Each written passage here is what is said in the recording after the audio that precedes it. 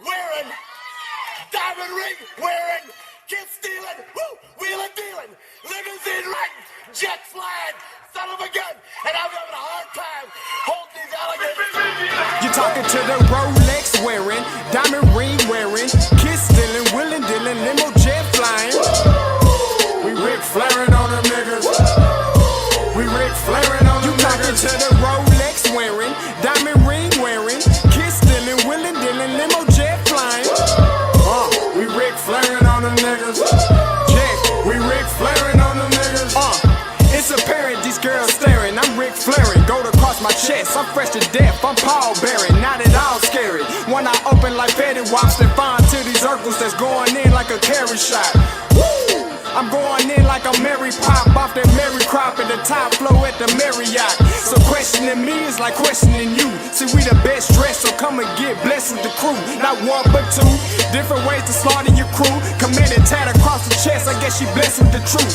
People want to see them checks, representation of proof. Living through my elders, trying to resonate to the youth. But ain't nothing to get my flash on. Longevity is heavily embedded in my melanin. Layman terms, I last long. My grind repetitive, I'm smoother than real silk. Lyrical cash cow who can't cry over spilled milk. We in here. You're talking to the Rolex wearing, diamond ring wearing, kiss stealing, wheeling dealing, limo jet flying. We Ric Flairing on them niggas. We Ric Flairing on them niggas. You talking to the Rolex wearing, diamond ring wearing, kiss stealing, wheeling dealing, limo jet flying. We Ric Flairing on them niggas. We Ric Flairing on them niggas. This ain't no normal situation, this preparation with greatness. Industry full of fakeness, it's really up for the taking. See, life is what happened to you, more so how you take it. Don't get stripped of your knowledge and mentally leave you naked. I like to live otherwise. I'm sorry that I'm fresh to death. I put the polo and apologize. See, black son, we ain't nothing like them other guys. Quit to socialize, we organize, then we mobilize. Off the deep end like a scuba diver. And no confusion, just keep it pushing like Uber drivers. Woo! Business fresh just like a supervisor in a Gucci visor. Can't find a smoother rhymer. You're talking to the Rolex wearing, diamond ring wearing, kiss stealing, wheeling dealing, limo jet flying. We Ric Flairing on them niggas. We Ric Flairing on them niggas. You talking to the Rolex wearing, diamond ring wearing, kiss stealing, wheeling dealing, limo jet flying. We Ric Flairing on them niggas. We Ric Flairing on them niggas. Yeah, DQ baby. Shout out that boy Nigga for that fire track. Hey, Black Sun, sun up. What's up, Vinny Vegas? What in Vegas? Yeah. Shout out Pharaoh's Kids, D-Phase, yeah, Bubba C, yeah, Ric Flairing on them, Ric Flairing on them, Ric Flairing on them, Ric Flairing, sun up, baby.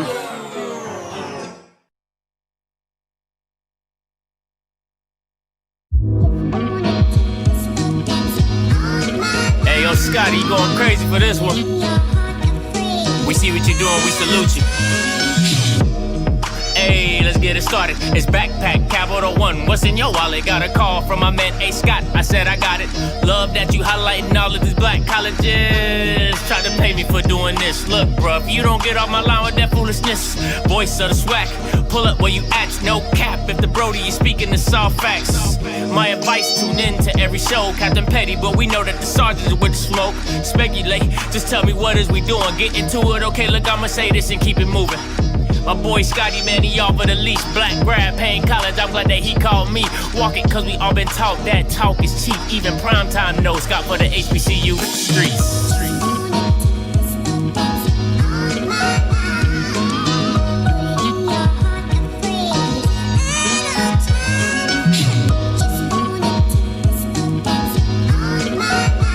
What is going on, everybody? It's your boy Scotty. Listen, we back with another one. All right, 2020 spring reviews. Man, listen, this is fun. This has been fun. This has been a fun go around. It's been a fun ride. and everything like that. So, but I appreciate you guys for tuning in and being in here with me. Okay. And make sure you like the stream. All right. Make sure you like the stream. Make sure you share whatever you want to do, but just watch my shoes. All right. But like the stream as well. I told you, like police ain't here, but it is what it is.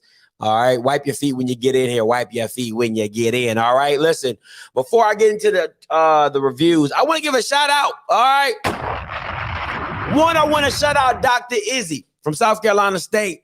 She got me the bucket hat. I got a lot of reviews on it. You know what I'm saying? Reviews, Lord have mercy. I got a lot of compliments on it. All right. So shout out to her for hooking me up with that. Shout out to the Golden Girls. That's what she said. They called themselves as two older women. They saw me. They asked about the bucket hat. I told them I had a channel. They followed me right there on the spot. So they said, you know, make sure you shout them out. So I shout them out. The Golden Girls, shout out to them. And shout out to Mr. Carl Bryant. He's a lifer South Carolina State fan. He saw me in the crowd. He was like, I saw you with the bucket hat. I saw your earlier show. He said he started following me after the Celebration Bowl. And he just wanted to say, you know, wanted to come up and talk to me. And we talked about some football, talked about South Carolina State and stuff like that. And it was a great conversation. So shout out to you, Mr. Carl Bryant. All right. So shout out to you guys for your support. Shout out to Dr. Izzy, shout out to the Golden Girls, and shout out to Carl Bryant. All right, listen. 2020 spring reviews. Now listen.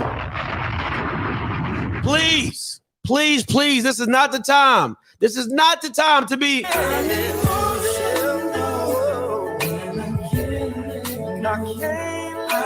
Don't be emotional. Players and coaches. I'm going to say that again. Players and coaches. Please do not be emotional. It is my review. You can listen. Your team is your team. It's just my observations of what your team is. Okay, so please don't be. All right. And at any point in time, you know you can always. If I make you feel some type of way, you can always unfollow me. All right, so let's get into it. I do want to make those disclaimers really quick. All right, first up, take this down. First up, we gonna go with PV, Prairie View, A&M. All right, now listen. If anybody saw this stream, you know my problem. All right, you already know what my problem is. Players that stood out to me. All right, the running back number 27, he is a load. You guys got bro. He caught a flare pass out the backfield. I don't know if it was a linebacker or DB that tried to hit him. The DB thought he hit him out of bounds, but he kept his balance and literally almost scored a touchdown. Probably went another 20, 30 yards. That dude's a problem for real. I don't know his name. 27 is a freaking problem. The QB number 14, he's very thin, but I like. Let me explain this too. Okay. He's a very thin guy, but I like his frame and I like how he throws the ball. His mechanics are really good. He has really good footwork. When he gets out the RPO, he turns squares and he delivers a really sharp ball. I don't know if he's a freshman or whatever, but I like his build. I like his technique. He throws the ball really, really well. Defense, listen, guys, I know Prairie View is probably going to be a defensive team, but the way the camera angles were working on YouTube was really bad. So it's not to say that they don't have any great defensive players. Listen, if you watch the stuff on YouTube, it's really bad, okay? It's just really bad, all right? And I want to give credit to the commentators. I think their name is Drew Brewster and Caleb Carter or something like that. They did an outstanding job. Like in the beginning, they talk about the environment and what they did for the build up to the game. It was really engaging. I think more schools need to look into doing something like that. They had a high exposure in the background. So next time, guys, tell your people to put like a PV and A&M background behind you so the sun doesn't keep messing with the shot in the background. But other than that, I thought it was dope. It kind of felt like a NFL Fox Friday, game, a 1:00 NFL game where the commentators are on camera and they're talking about the game. It was really great. It was really, really, really great. That was to die for. I thought that was pretty dope. So shout out to PV for doing that. All right. So that was pretty cool. The quarterback, once again, I didn't get to see anybody else because of the camera angles. Listen, They're trying to be like fam, but they just can't do it like fam. Okay, it was some bad camera angles, guys. I'm just PV, get your shit together. Okay, it was some really bad camera angles. I get the vision, but it was just bad. You guys gotta practice that shit or something. Like you gotta work through the kinks before you just go live streaming stuff. You know what I'm saying? Like practice that stuff for real because it was bad. But this is my assessment of the quarterback. And last but not least, this is my overall grade. This is all from what I could have seen. Okay, I just want to be very clear. This is all from what I've seen. Offense C-, defense not applicable because I couldn't really get a good camera angle to see players and all that type of stuff. The presentation is a D+. Now listen, they have really good ideas. Okay, I want to make that very clear. PV, if they can get it all to work together, they probably would have had the best presentation next to FAMU. Okay, I'm being very serious. They have multiple camera angles. They had some cool shots, but it just was staticky. It wasn't fluid. It was like buffering. It was a lot of technical issues going on with it. But the vision is there. So if you can clean up the buffering issues and maybe practice a few more times to get it right, I think you really are onto something, especially with those two young men in the beginning of the games to talk about the game, interviewing some coaches. It was dope. It's a dope concept. I really wish you guys could have did it a little bit better, but overall D+. If you would have got it all together, it would have been like an A++++. But you couldn't, so it gave you a D+. So that's just what it is on that. Okay, so moving on from there. So. Great meeting you today. Oh, thank you, Mr. Bryant. Appreciate you. Thank you so much. Man, our internet went out, man. We messed it up. But, man, I'm telling you, Elvin, y'all got something special, man. If y'all need to talk to Google Fiber or AT&T Fiber. You need to talk to somebody because get off that spectrum. Believe you me, get off that spectrum, okay? But if you guys can get that together, man, you're going to have an A1 production for real. A1 production, real talk. Next up, Alabama State. Rocket Mortgage Hornets, baby. Okay, them Rocket Mortgage Hornets. Eddie Rob's first time, out and about in the field or whatever. All right, so let me go. All right, players that stood out to me on the white team. Listen, Keyshawn Johnson, that's his name. I know it's her. Listen. That boy 81, Keyshawn Johnson, is nice, okay? Like, I like him a lot. Shout out to him. Running back number 8, I like his footwork, really shifty. So I like to listen. I want to blow myself up for this one. Number 14, the DB, he's a star. He's a star. I'm sorry, Culpepper, Natron.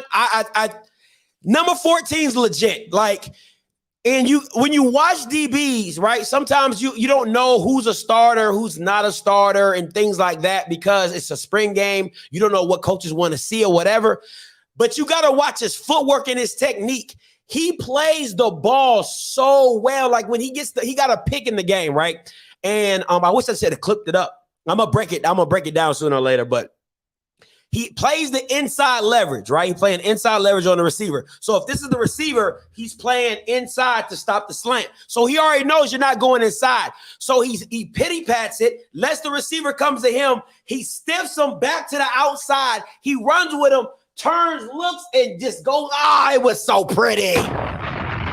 That boy's a star, okay? At DB, he's legit. I just want to make that very clear. He's legit, okay? D lineman 99, I absolutely loved him, okay? Absolutely loved the defensive lineman 99. These other two guys, I just saw potential. Number 54, he has the measurables. He has the explosiveness. I just think he needs to work on some moves. You know what I'm saying? Like, push and pull, spin, crossover like James Houston does. He needs to just work on some moves, but I think he has the measurables and he has the get up. Like he got some pop when he gets off the line. He definitely has some speed. And the safety number 19, I like the way he plays the ball. Very cerebral player, knows what he's doing. So Alabama State's defense should not be an issue. I just want to make that very clear. Now,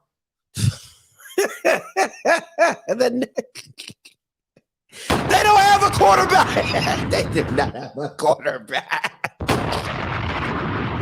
Them Bamas did nothing right, okay? The Bamas did nothing right. I don't give it. Listen, and this is how listen, this is how you know Eddie Robbins is a salesman, right? This is how you know Eddie Robbins is a salesman.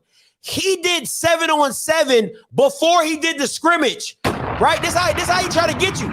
This is how he try to get you. It's like, okay, have you ever been to a house showing, right? Let me blow myself up so I get what I'm saying. Have you ever been to a house showing and they take all the right pictures and you're like, ooh, this is really nice. This is really nice. And then you get one, like you get to the house and you're like, what the WTF? That is what he did to me. So he did the 7-on-7. Nettles is looking good. Crawley's looking good. You know, Owens is looking good. Sir, your O-line is garbage, okay? I want to make that very clear. Your O-line is garbage, so that's not going to help no quarterback out. So you needed to steal 8 Bamas from Alabama A&M. Y'all O-line is hot garbage, okay? Terrible, okay? Terrible. But see, that's why I don't like watching 7-on-7, because shit changes when you got somebody rushing after you. And when they got it coming after them boys, Nettles folded, Crawley folded, and Owens, they all folded under the pressure. All right. No one had command of the offense. No one looked comfortable in the pocket. A lot of high throws, a lot of short throws. Listen, if Demetrius does not work out, you Bamas are not winning anything based off offense. It's not about a vanilla offense. See, this is the dumb stuff that you say. It's not, you don't have to be exotic to block, okay? That has shit to do with, it's a vanilla offense today. That ain't got shit to do with blocking and making throws. If it's a vanilla offense, they usually give you your quarterback easy throws. Shut that shit up. You don't know what you're talking about. All right. So the whole point of the matter is they look bad. The O-line looked even worse. All right. So Alabama State better get their stuff together offensively, or they won't even have listen, they won't have no chance of beating nobody. They better hope Demetrius Davis is everything advertised, or they go out and find some offensive linemen that can do the damn job, because what they have right now is not it. Their offensive line is not it. I'm telling you that right now. So bam, trash. Just let you know that. Overall, okay. Offense C-, and that's because of the big plays by Keyshawn Johnson. I like him. Defense B+. Listen, we already know what Alabama State is, and they're going to have to lean on their defense once again, unless Demetrius Davis is everything. Bro,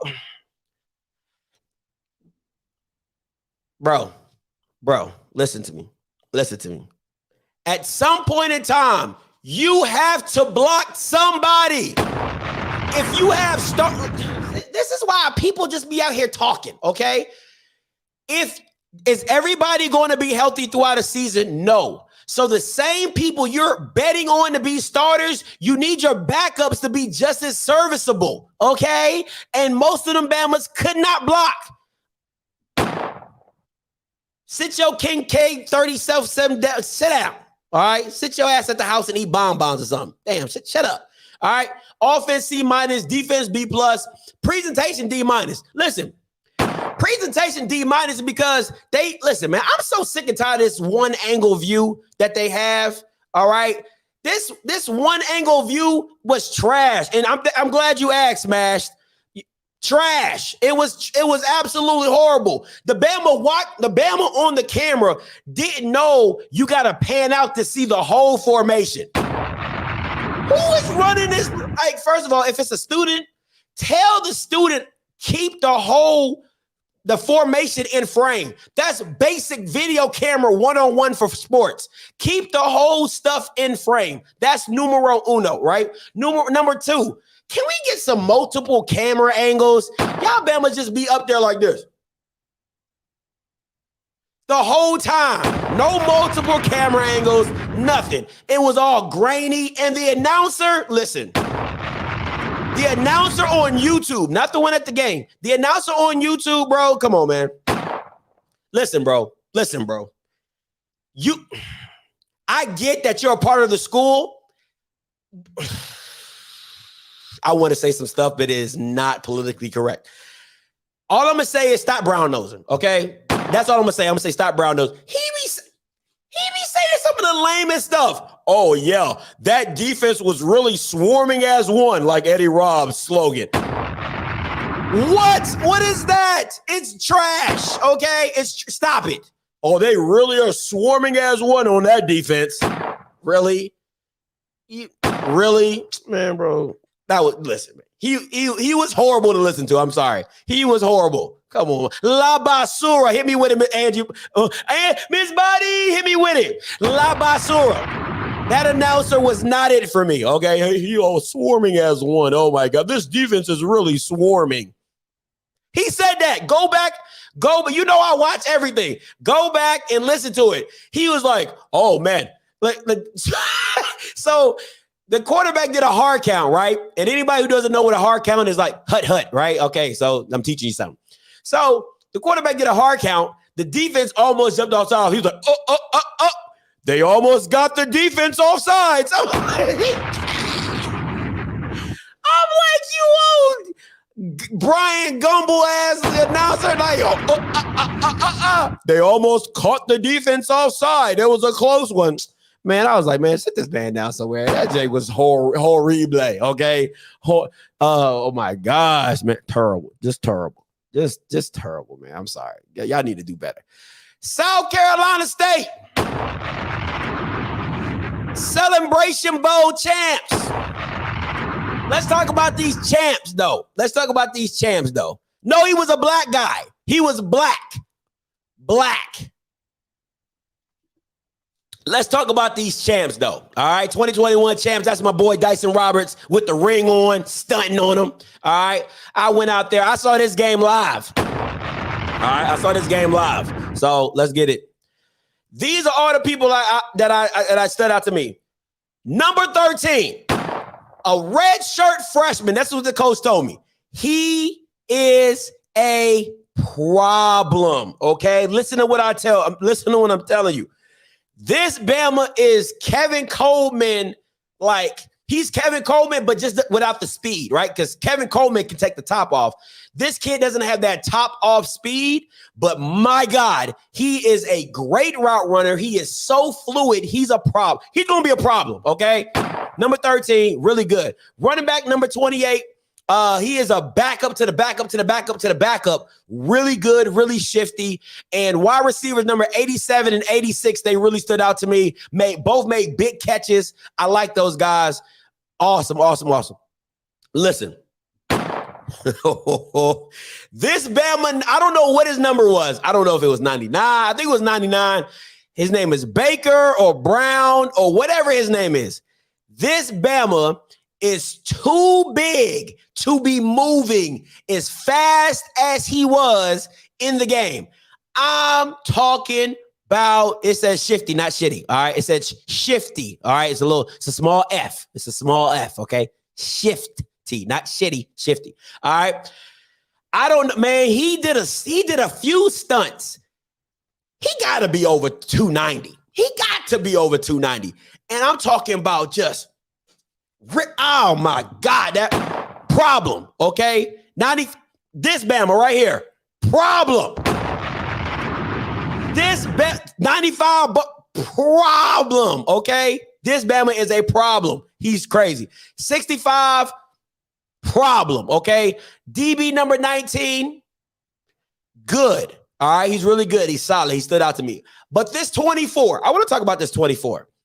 I want to talk about this 24 real quick, right? There are certain things when you're watching a game, there are certain things about certain players that, you know, they just stand out because either the way they think, the way they play, or whatever. This is what made him stand out to me. And you don't see a lot of DBs doing this at the collegiate level. Not FCS. You don't see a lot of FCS corners do it. Some Power 5 corners do it, but not a lot, right? It's mostly from NFL guys. The DB, it was a play where the quarterback was running, right? The quarterback was running at him. and he balled his fist up and punched down at the ball. Ball comes out. They rule the quarterback dead, of course. But that was such a headsy play. You don't see a lot of DBs doing that. And I thought that was amazing. That's why I put him on here. I just like that he thought that way. Like he thought that way just to punch the ball out. I talked to the coach afterwards. He said, where do you think Darius Leonard got it from? He said, we've been doing this, Scotty. This is what we do out here in South Carolina State. All right. So also, all right, listen. This is what happens when coaches come talk to me, all right? When coaches come talk to me, they say, hey, Scotty, don't talk about our quarterbacks. I said, I won't, all right? Fields was hurt, all right? So he did not play. But all I can say to the South Carolina State fans who were at the game and who were not at the game, you know you're in good hands, all right? Like Allstate. If Corey Fields cannot play for the season, just know you're in good hands. Trust me when I tell you, okay? Believe me when I tell you, y'all are more than good at the backup quarterback position. That's right hand to God. You're good, okay? The coach told me, say, hey, Scotty, keep that on the low. I said, all right, I'll keep it on the low. So that's just, I like to keep my word in those situations. All right. Offense, B+. Defense, B+. Presentation, B-. Now, I want to be very clear about what I'm saying here, right? I want to be very clear what I'm saying here. South Carolina State has too much talent. I'm not even going to fake the funk with y'all. I'm not going to play with y'all. They have too much talent. I'm watching the game and I'm just taking notes like I do. And I go up to a couple coaches and I'm like, hey, I really like this kid. He's like, hey, he's a walk-on. I said, hey, I really like this kid. Oh, he's a freshman. Oh, I really like this kid. Oh, he just got a scholarship last year. I'm like, what the fudge? Hey, I really like this guy. Oh, he's not starting. I'm like, what the? Like that's how much talent they have on the field. See the difference between Alabama State and South Carolina State? Alabama State, the backups look like backups. Nobody stood out to me. Like you're like, oh God, that's old. Oh God, oh that's not good. Oh, he's not good. You know what I'm saying? That's when you're seeing third string and fourth string players play, that's naturally what it looks like. You're like, oh, this is sloppy. Oh, this is messy. Oh, this is bad. No, that looked so efficient. Like it looked so seamless for them. Like defensively, it's like they didn't skip a beat. They just have too much talent on that team. And then the coaches are telling me, and I called CFL after the game. I said, bro, you are not lying about this team. This team is hella deep. It's hella deep. And they all come from South Carolina. And then they got guys coming in that might take the guy's spot that are already on the team. They got true freshmen that they think might start over. They got that much talent. So, listen, if South Carolina State does not go undefeated in the MEAC, I'll be super surprised. It would be really shocking to me if they don't. And then the whole offensive line were freshmen last year. This is the same offensive line that had to block James Houston, Quintus Miller, Antoine Jackson, Niles Gaddy, Aubrey Miller, and Keontae Hampton, and they beat them boys 31-10, and they were all freshmen on the offensive line. Listen, I got to rock with CFL on this one. If they don't go back, I will be very stunned. I'm just going to be – they set the bar for themselves super high because they have a lot of talent. A lot of talent. The only thing I would say that looked a little shaky is the secondary. The secondary to me is the only thing that was like, you know what I'm saying? But other than that, they look really good. They look really good. And I'm going to say this too on the presentation, right? I think more teams need to do what South Carolina State does for their spring game. And I'm going to explain the rules to you guys, right? And coaches, please listen to me very closely. I really think you should do this with your teams. So they do it like the Alcorn and Alabama State did, to where it's all defense on one side, all offense on another side, okay? So I'm going to break that down like that. The thing for me is this.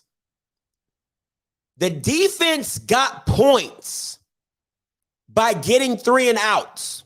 I'm gonna say that again.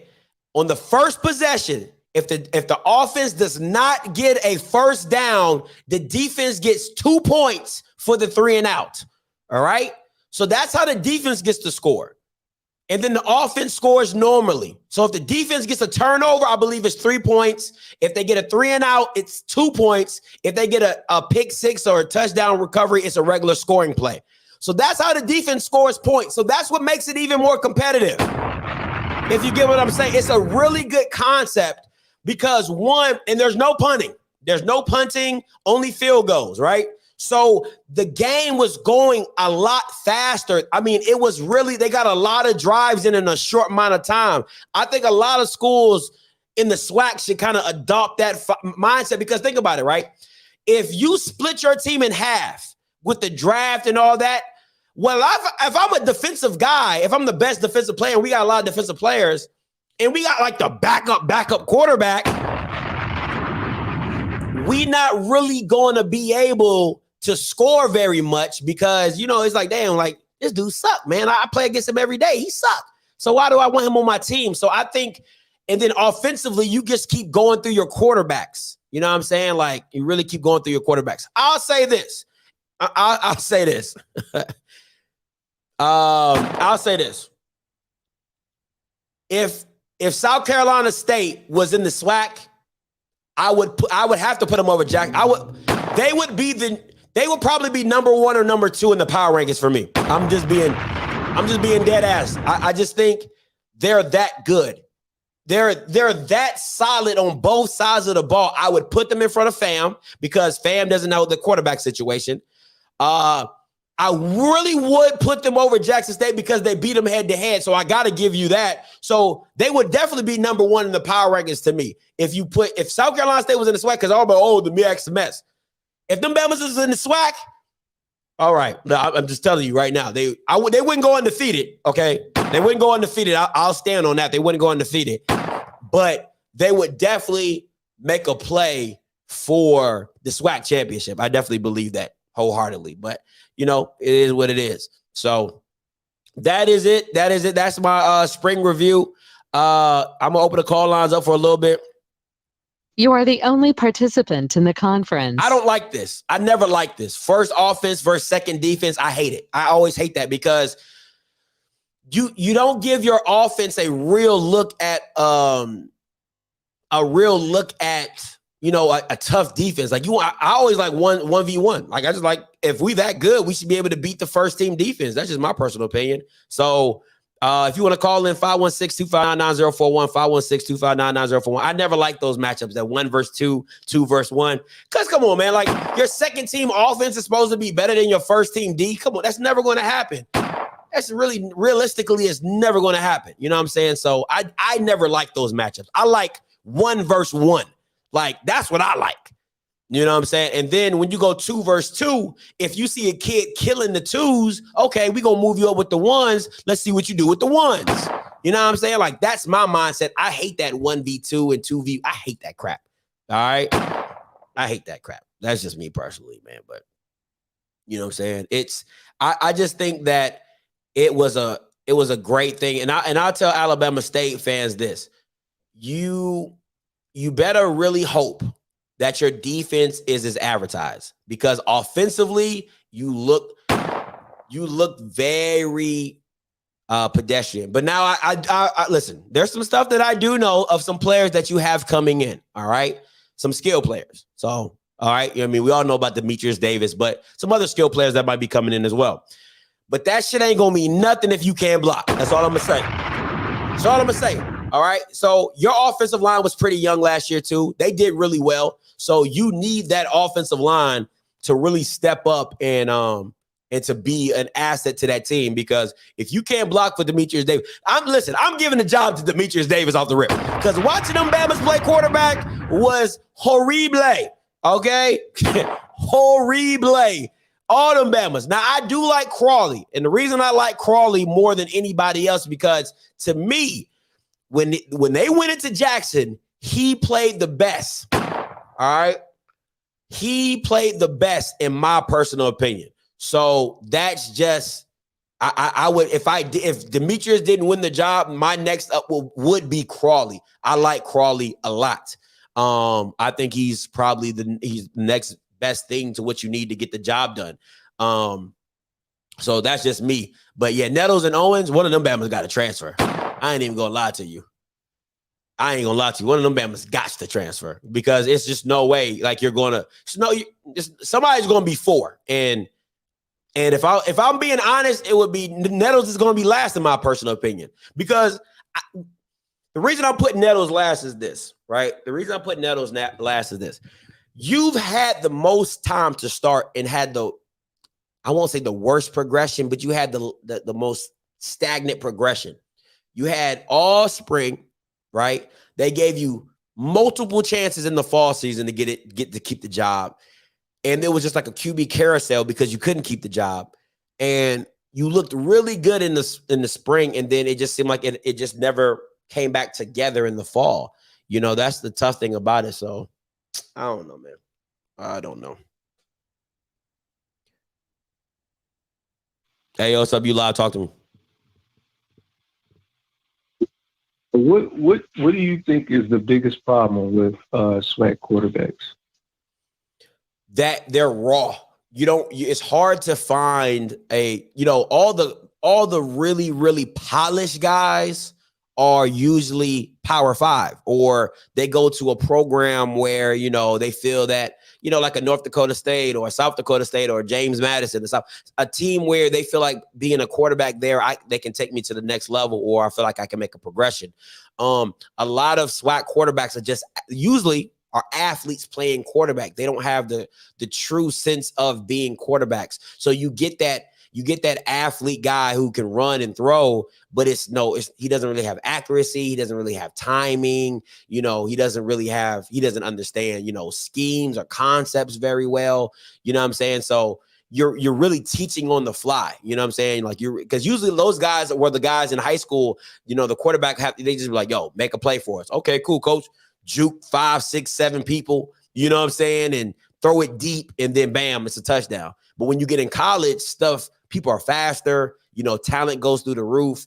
And now you need to understand, where am I supposed to go with this ball from what the defense is showing me? You know what I'm saying? So to me, that's what makes Shedeur so special, is because his pocket presence, one, is elite. Like the way he can step up, move out, slide out. You know what I'm saying? He's a really polished guy because he's had some of the best training in the world, some of the best trainers to teach him how to play the quarterback position. A lot of these black kids that play quarterback are just kids in the backyard throwing the ball around and got talent, just I can throw. So you think his what's better, his pre-snap reads or his pocket presence? Oh, his pocket presence by far. It would go, for me, with Shedeur's talent, it would go pocket presence number 1, his pre-snap read number 2, because he gets. And I was talking to a coach about this. He gets locked in. Like last year, he would lock in on a guy really quick, and that's a problem when you're playing college, because the thing about it is that when you're playing Shedeur, he would lock in on a guy like a Keith Corbin or a Warren Newman. But once the pressure came, that's where he became more dangerous, because now he's scanning the whole field to find who's open. That's why you saw a lot of big plays come when he broke the pocket, because he could no longer stare down who he wanted. Now he's looking for whoever's open, and then now he finds somebody, and boom. If Shedeur he has a great pre-snap read, so that's why, he can see, okay, I remember, I don't know if you remember this play against ULM where he threw the touchdown to Lanier in the corner. Yeah, that was a nice throw. Huh? I see. Yeah, that was one of his better throws. Yeah, but it was a pre-snap read. He saw they were in cover 2. He's like, oh, okay, I'm gonna go over top. You know what I'm saying? Like that's a good pre-snap read. Oh, they did this. Okay, I'm gonna come back. I'm gonna throw this. So it's stuff like that. But you don't see a lot of quarterbacks that have those type of abilities as a freshman. Some of that stuff you have to learn, as you go. And I agree that most quarterback is probably, besides a cornerback, is the most technical, I would say, position. Facts. But more mental. Cornerback a little bit more physical, technical. But what I don't really like. I watched North Dakota because they are I wouldn't say they're the standard, because it's just more of a what type of team you have. You have to play your strengths. but they're the juggernaut in the FCS. So I watched North Dakota State, and I wasn't really blown away by them and what's the other team? Montana State, I think it was, or South Dakota State. I wasn't blown away by their quarterbacks, but what I did notice is they just made less mistakes. But it didn't look to me as if I watch when you watch Alabama quarterbacks, you can see a big difference because there's an acuteness, there's a sharpness to them, and there's just a comfortableness in the pocket of knowing what to do and when to do it. But I didn't see in the FCS, I don't see that big of a drop off. But I do agree with you so it will be the coaching and I guess to take them to that next level. Well, so it's the SWAC. This is my problem with some of the SWAC offensive coordinators is that you coach towards your scheme, not towards your player, right? You know, you gotta like Nick Saban, he has grown with the times. It's no way you limit who's the kid that just won the Heisman, his quarterback. Tua? Was it Tua? No, well, not Tua, the one who just recently Young. Yeah, okay. So Bryce Young, right? You limit Bryce Young if you just have him, I formation, hand the ball off 40, 30 times. You limit what he can do for your team. So you coach around your players, right? So if I have a guy, if I have a quarterback that I know, okay, he doesn't read the field very well, right? Okay, let me give you a good example. RG3, his rookie year, they limited his route concepts. The RPO, they were the really first ones to run the RPO in the NFL, and it's an easy read for RG3. It's nothing he didn't do in college. Okay, if the linebacker steps up, you're going to throw it over his head. If he sits back, you give it, you know what I'm saying? Or you can keep it. It's those type of easy reads that you're focusing on, one or two players, and then you counteract it accordingly, right? So let's say like this. So let's say the reads can go two ways. RPO, if the linebacker steps up and drops back out, okay, we got a drag coming underneath of him. So he has to make a decision. Okay, are you going to run with the seam, or are you going to cut that? You build it up. So now that your players can understand what they do. So then I can get really complicated to this thing because I love offensive play calling, but it's just No. I like when you talk like this because I'm a defense guy, so I never really. I mean, I heard the offense, but I never really understood it. Okay, so it bugs me because I think that the SWAC has great. I see the potential in quarterbacks, but I'm just like, what is it holding them back? But go ahead, don't let me slow you down. No, okay, so let me break it down to you. So, if you wanted to go, let's say you wanted to go twins, right? You want to go 2-by-2 formation.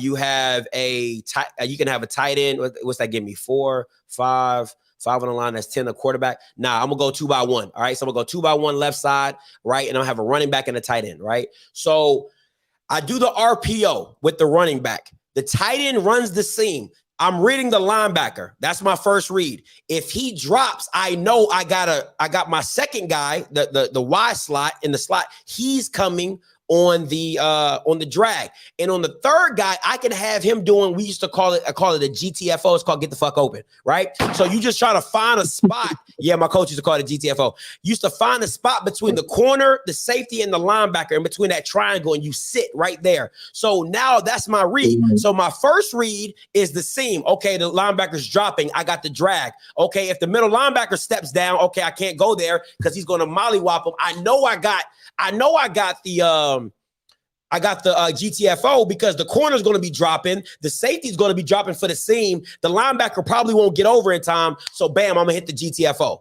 You see what I'm saying? So it's like that's how you build up the reads. And for RG3, you would his first year, you might just say, hey, if it's not there, if you don't have the seam, you don't have the drag, run. You get what I'm saying? Hey, just get what you can. But then as you get more comfortable in the offense, you start seeing it develop more and more and more and more and more. So that's how you build towards a quarterback strength. So the first freshman year, you're like, man, like an Andrew Body, right? I'm not trying to give you too much to overload because you're an athlete. So it's like, If it's not there, if you got one or two isn't there, go. Just run. You know what I'm saying? Because I don't want to overload you with information. Now, this coming back year, now we sitting back watching film and we're saying, hey, oh man, look at that backside slant was there. You know, that dump off was there. So now you just adding to his game because now he feels more comfortable within the system and you build accordingly. You know what I'm saying? But that's what offensive coordinators should be doing with their players. You know what I'm saying? Like, what do you like to see? What do you like to run? You know what I'm saying? Stuff like that. So what would you rate if you was a college scout, right? Like a FBS scout. Yeah. Like that's interesting. Andrew Body, like what you've been talking about. Would you look at him as a prototype, like I can get him to the elite level, or would you look at him as more as the quarterback you were saying in the SWAC, like an athletic guys playing quarterback? I would look at him as an athlete playing quarterback because of his his accuracy has to come, right? So it's just like watching him from high school, he can hit stuff. You can see him hit it, but I need you to hit it when it counts. That's the thing with Andrew Body. Like, yeah, he can hit the slant if it's running open. He can hit a deep ball if it's wide open. And it's funny you asked about him because I went back and watched the Jackson State game maybe like 3 days ago, and just to kind of see what they were doing. I mean, he was just missing. I mean, like he would have blew the game open if he hit on 3 deep routes. There's one part of the play. He has a post route. I mean, ain't nobody but him and Jesus. Like no bull crap. The wide receiver ain't nobody but him, Jesus, Peter, and Paul. And he just running skid daddly do open, and he just overthrows them. You can't have that. Those are the plays you got to make when you're the quarterback. So if he locks in on the accuracy, he could be the. I'm gonna wait till I make that announcement. I'm gonna wait till it gets close to the season. But he could be really, really great because he already has the physical stature. He's like 6'3". He runs like a gazelle. He has a cannon for an arm. If he can just lock in accuracy wise and get that timing down, he's going to be a problem because of how dynamic he is with his feet. Because people forget he ran a 70-yard touchdown on Jackson State, but it got called back because of holding. You know what I'm saying? So it's like stuff like that people be like, oh man, I'm like, all the missed opportunities that he had, he probably would have went for over 400 yards. Because think about it, the running back went for 200. You see what I'm saying? So it's stuff like that. Right, go ahead. My bad. No, you're fine. My last question. I don't know if you ever seen it, but have you ever seen Bruce Eugene tape? The Grambling quarterback? You got to check him. Okay. Yeah, I'm a Grambling guy. I actually was a freshman when he was a senior. But when I looked at his tape, he reminds me of Peyton Manning. I think because he had 5 years of playing in college football. But you gotta check his tape out. He has the only thing with him, he ate too much. He got too fat towards the end of his career. Mm-hmm. But and he was only like 6'4" or 6'1". But if he was like the dude Pass or like Body, I ain't know Body was 6'3". But if he had that frame, he'd have definitely got drafted. You gotta check his tape out. He has really, really good. I want to say this, and I'm glad you brought that up with the 5 years, right? This is what I be trying to tell people about even Glass. But he also was doing this in the sophomore year also. Not as technical, but he was all 4 years he played, he was balling. But my bad, go ahead. No, you're fine. You're fine. And this is what I was trying to say with I'm gonna say 2 things. Devontae Kincaid to me is the standard of quarterbacking, right? And I'm gonna go back to that, but I'm gonna say I'm in the SWAC how he's an athlete and a quarterback.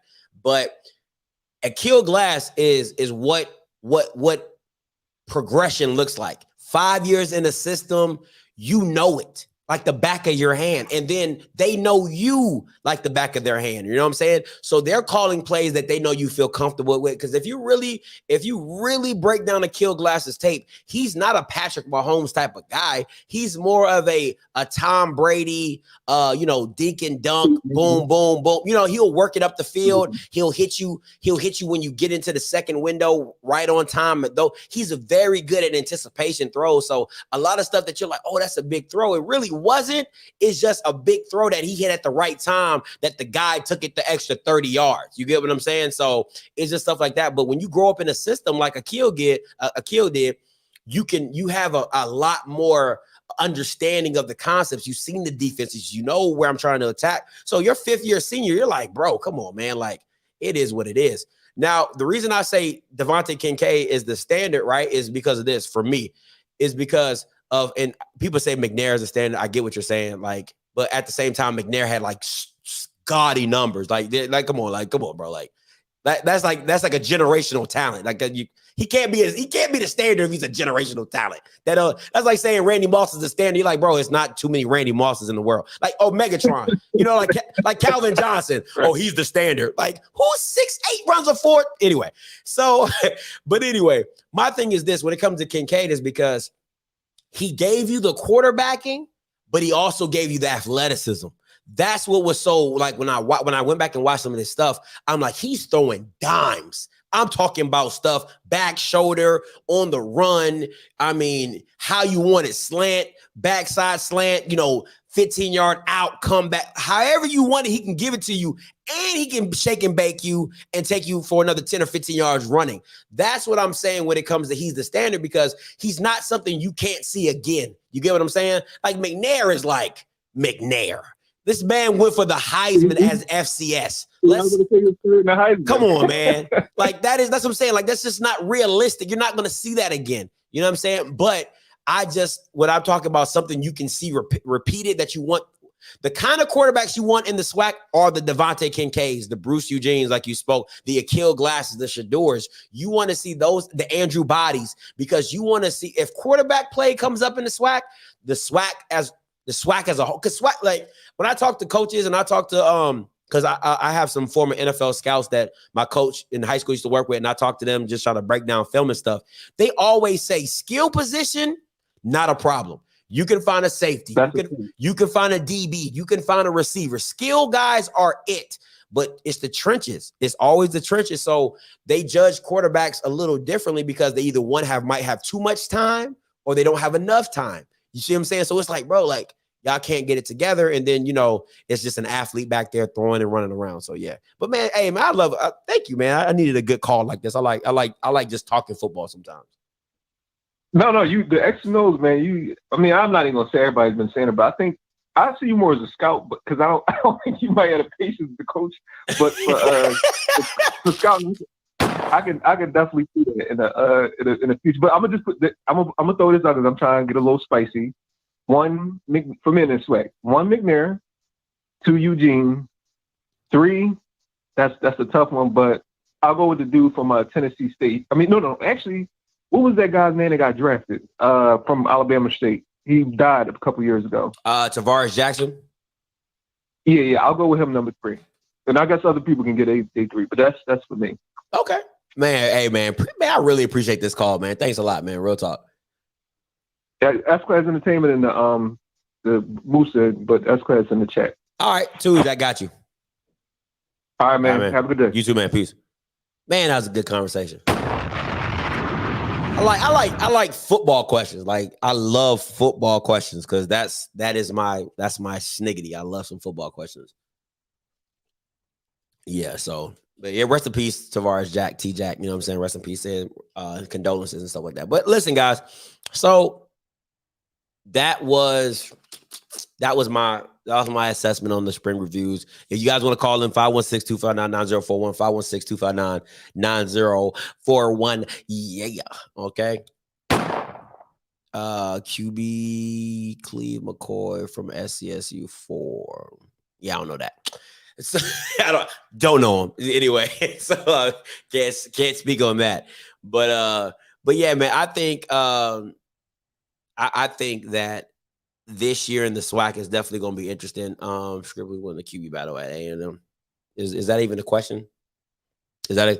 Do you want? Okay, let me be honest. Let me ask. Do you want my football opinion or you want my fan opinion? I'm gonna ask you that. Do you want my football opinion or do you want my fan opinion? All right, so you know what I'm saying. I just want to be. Oh, this is. Hey, if Miss Body give you the stamp of approval, you know you legit. Because listen, she done seen a lot of talent come out there, Houston and Corpus Christi area. Honestly, listen. If it's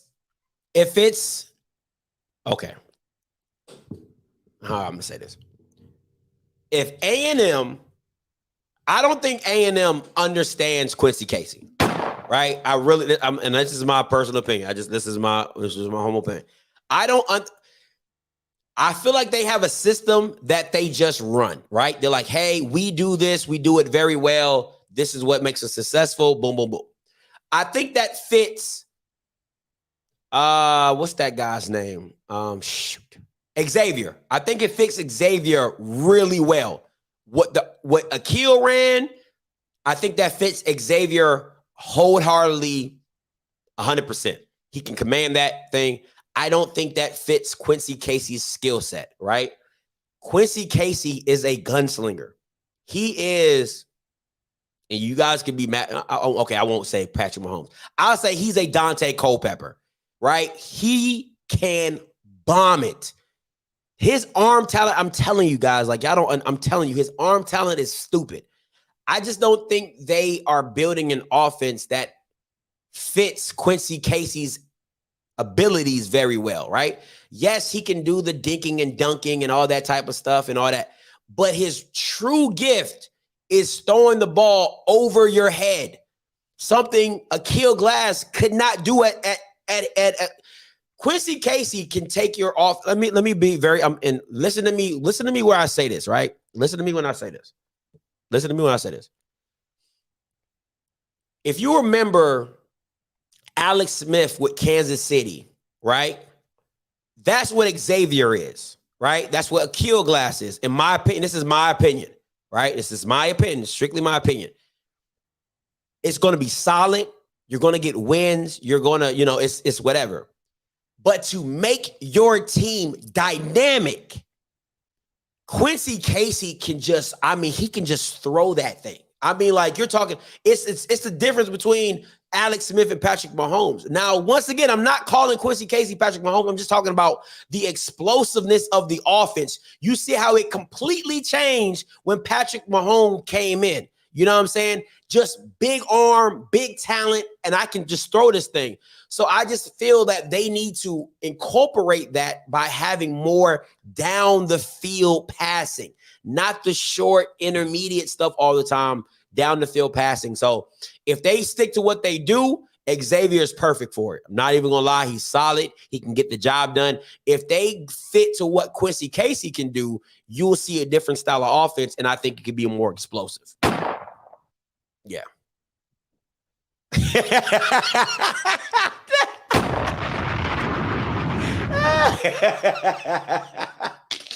All because of me. All because of me.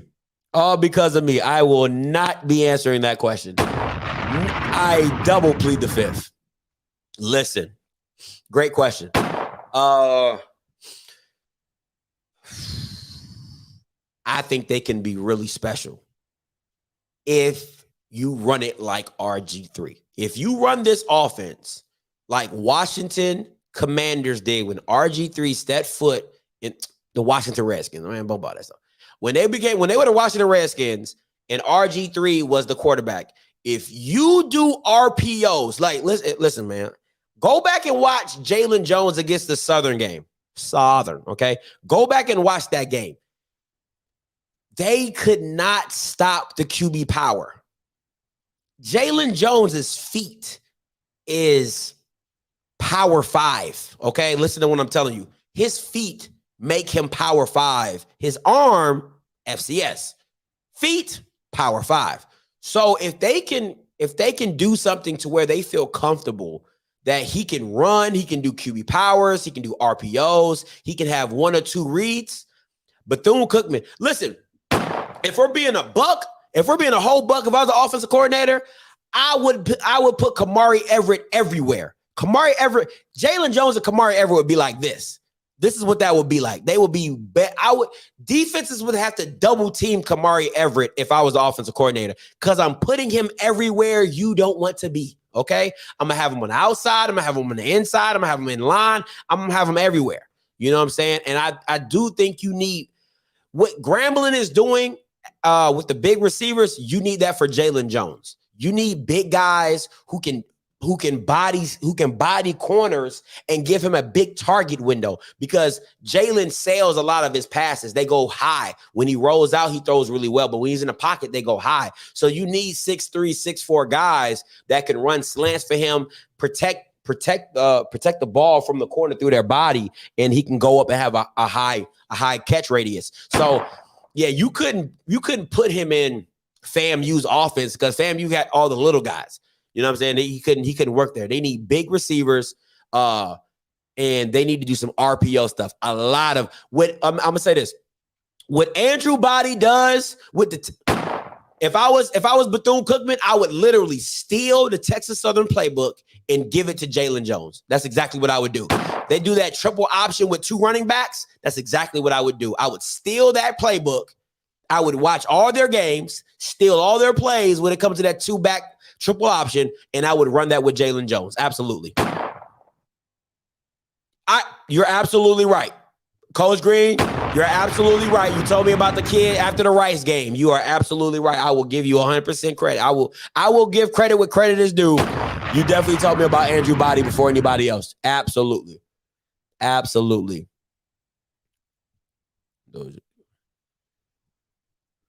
Let me see. If you are a GM, would you sign Skelton?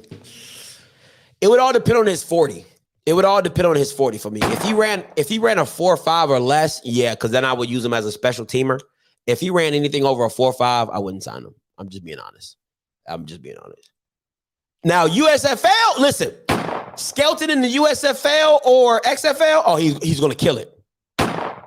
He'll kill it. He'll kill the USFL. Skelton would kill the USFL, and I stand on that. I wholeheartedly stand on that. He would kill the USFL. He would kill it. I would draft him so fast. I would get him on my team so fast in the USFL. It would blow your mind. And that's facts. That's all facts. He would kill them Bamas. For real. I can see that if Bethune-Cookman's defense gets right, and they keep because they were young. If Coach Terry Sims gets that defense back to where he used to getting it to, they could definitely be something special. Real talk. They definitely could. I'm excited to see what they're going to bring this year. I don't have them going over 500. They have a winning record. If he's what is advertised, listen, I want to be very, because Cam, you're my guy. We talk. If he is what is advertised, because even Blue told me his best ball is his deep ball. He's a little shaky on the intermediate stuff. If he is what is advertised, and Keyshawn Johnson can do what he does, I think he could be. Yeah, I see that. I can see this 6'5", 7'4". If he's not, they're not over 500. They're not over 500. Yeah, because offensively, listen, think about this, right? I think they were ranked like 9th or 10th offensively, right? And that was with Ezra Gray, with the quarterbacks and everything like that. You haven't really done anything to really like leapfrog over the other teams, which have been bringing talent in. To me, I'm just being my personal opinion. You definitely didn't out-recruit JSU. You definitely didn't out-recruit FAM. You definitely didn't out-recruit Alabama A&M. Valley damn near on the same level as you. So you just got to do a lot for me to believe that you jumped over those other teams to be in the conversation to say, you're going to be 7-4 or 6-5. You know what I'm saying? Like stuff like that. So who won the transfer portal in the SWAC?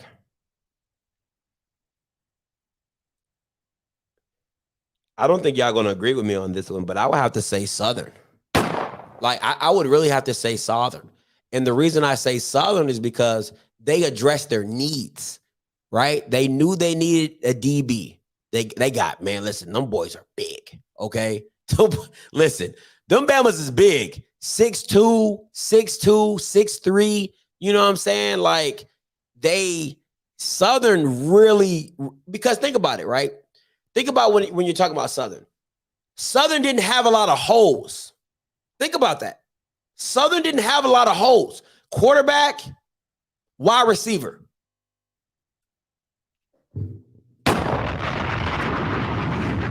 I really want you to sit back and see. This is what you guys don't understand, right?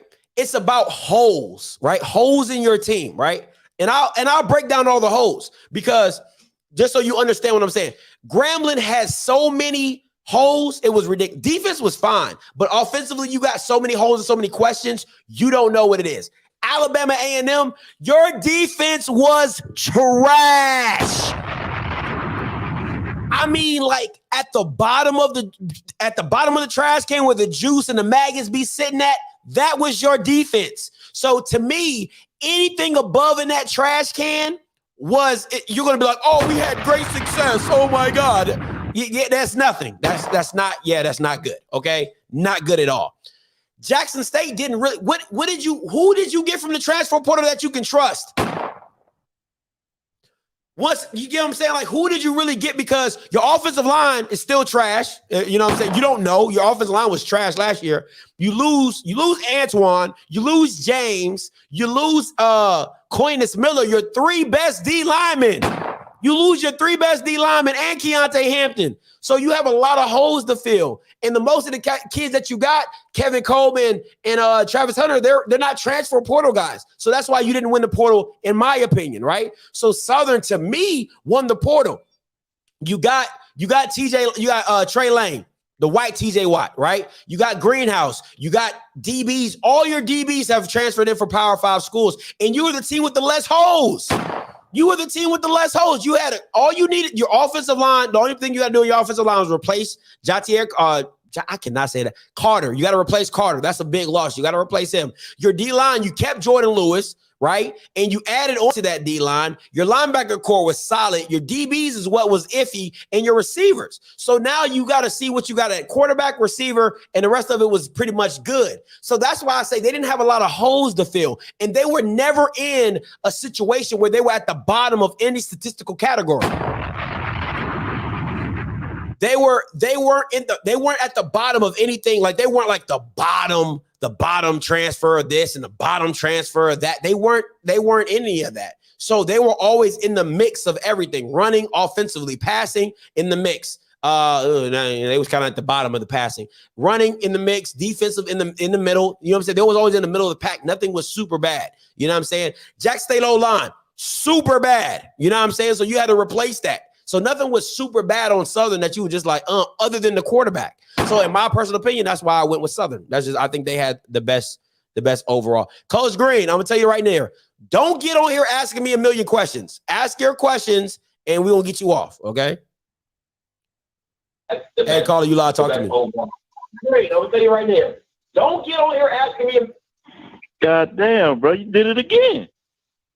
You did it again. I just want to make sure I made sure I get my disclaimer. Come on, man. Stop doing me like that. But anyway, we just got to fill some holes.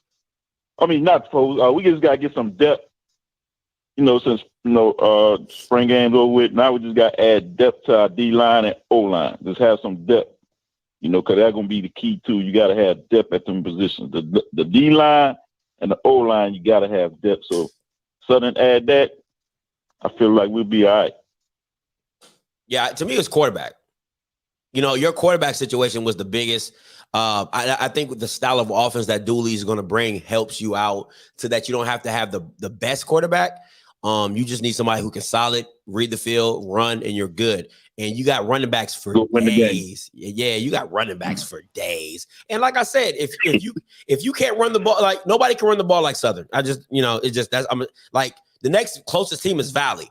You know what I'm saying? With Caleb and all them boys back there at Valley, you know what I'm saying? But Southern's going to run the ball. That's just what they do. You know what I'm saying? But they're going to spread you out now. And if they get any type of athlete at the wide receiver position, just watch out, because now you have a complete style offense. You know what I'm saying? Because I want people to understand, Dooley had 3 tremendous backs at PV. Ladinian, a freshman, and another freshman that, I think that's 20. I think 27. Who I was talking about. You said his name. You said Brooks. Yeah, Ladinian was just crazy. Ladinian was just dumb. You know what I'm saying? I mean, the kid should get drafted. He ran like a freaking 4.3 in his 40 time. Just stupid. You know what I'm saying? So I don't know how Bramlett let him walk out the door. Man, because of Dooley. You know what I'm saying? Dooley. You know what I'm saying? But yeah. So so you know he's gonna have like he ran the ball really well, even at PV being a spread style offense. So you know he's still going to be able to run the ball. So that's why I said, you know, your team didn't have the most holes to fill. They just had to fill certain spots to get better at, and I think you should be doing it. Yeah. Only thing I think we missing, we probably gonna find out once the season start, is a superstar receiver. Yeah, that's all. Yes, you really need a guy who can go make plays. That's what you got to get one of those. Yeah. Got to get one. Unless we use Howard like that. Howard. Who's Howard? The tight end, Ethan. Yeah, you need to use him a lot more. He needs to be like Kamari Everett 2.0. He really does. He's really good. Yeah, because we don't find that type of. If nobody step out the shadow to be that all-star, that superstar receiver, it's gonna have to be Howard, because that boy great. Yeah, he's good. He's really good. For me, I would like to see, if I'm being honest, I would like to see Dooley run like a 2-back system, because I feel like you just have too many good talented at running back. You have too much talent at running back to only have one running back. Maybe having, like, let's say you put Dylan in the slot, you put Gerard Sims in the backfield. Like, I think your guy, like those running backs, if you can get all of them on the field, I just do whatever you can to keep them guys on the field, because they're so dynamic. Real talk, they're really dynamic, because Kobe played quarterback in high school. You know what I'm saying? And it's just so many different things you can do with those guys. So I would like to see them on the field more often. Well, he did at times put 2 running backs in the backfield when he was at PV. So that's what I will be looking to see that. Yeah. So, well, with him, bro, you give him all the tools. It's like it's like a candy store for him. If you give him all the tools, it's like a candy store for him when it comes to his offense. Because he just go throw all kind of stuff at you, especially if the quarterback on point. Mm-hmm. If the quarterback go out and win the game, like Kincaid was doing, whew, people gonna have to watch out for the way how you say it, Southern. Have to watch out. Southern. Yeah, you gonna say the name correct if we do what I feel like we're gonna do. You're gonna start saying it correct. You're gonna put some respect on our name. It'll still be Southern. The powerhouse. But hey, appreciate the call, Coach Green. And you are right. You did tell me about Andrew Body before anybody else. Listen, I'll give credit where credit is due. You absolutely did. I remember you came on us, you called about it. He's like, you seen this kid from Texas Southern? You play Rice? And I was like, what? He was like, yeah, he went for like 300 yards and I was like, Texas Southern? You know what I'm saying? He was like, no, I'm telling you, man, that kid's good. You still looking at me like I did. I was like, Texas Southern? You was like, but I'm telling you, Scotty. As soon as you watch it, you're going to be like, oh, this kid for real. Yeah. You was like, I'm telling you, Scotty. I was like, Texas Southern, though? He was like, man, Scotty, I'm telling you, just go watch the game. I'm like, all right, we'll go watch the game. I was like, oh, shoot. I was like, yeah, this kid's different. So I get it. Listen, I give you credit. You definitely told me about him. I'll always give you credit for that. All right, man. No problem, Coach Green. Appreciate it. All right.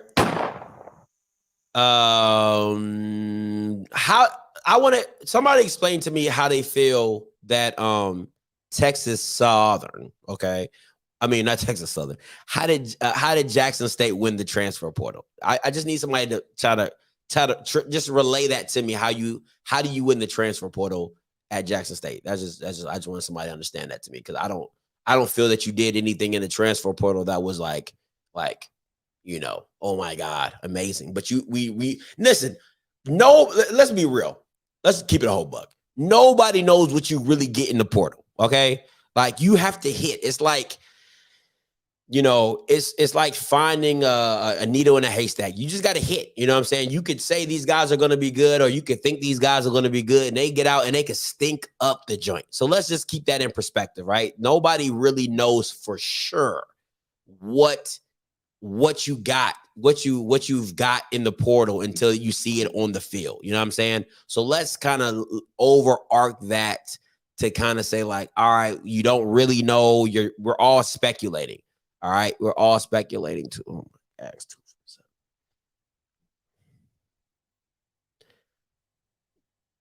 Acts 2:47 about what, Ryan? I